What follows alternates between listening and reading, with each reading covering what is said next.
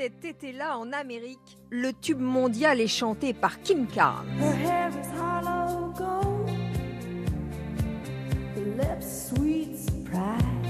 Mais la vedette de ce mois d'août révélée au public dans un hôtel luxueux de New York se nomme le 5150, le premier ordinateur personnel de la société IBM.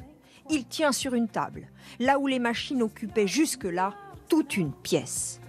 Pour sa conception, IBM s'est allié à une entreprise encore méconnue, Microsoft.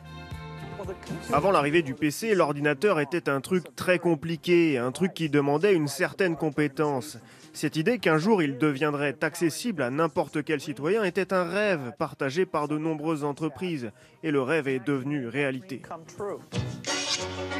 Et IBM va choisir la figure de Charlot pour faire la publicité de son ordinateur individuel. Charlot qui a bien du mal avec sa fabrique de gâteaux. Alors IBM a une solution pour lui. Un ordinateur facile à utiliser, qui sait compter, trier, classer, et qui va donc aider le petit commerçant pour le prix d'un mois de salaire américain. 1 million d'exemplaires vendus, la une du magazine Time, c'est un succès immédiat. Aujourd'hui, on connaît l'homme de l'année 1982. Il est à côté de moi, je vous le présente. L'ordinateur individuel, Mr. Computer. Cet ordinateur, c'est pour chacun la promesse de plus de liberté. Une nouvelle ère que va incarner le concurrent d'IBM, Apple.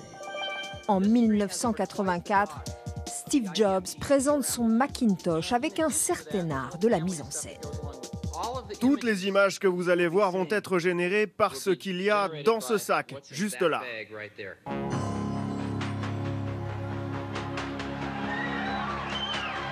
Applaudis, regardés comme des merveilles ou avec beaucoup de crainte à l'époque, ces ordinateurs des années 80 contenaient à peine 15 pages de documents. Aujourd'hui, ils ne sauraient pas compter plus vite qu'une simple calculette, mais ils auront révolutionné nos vies.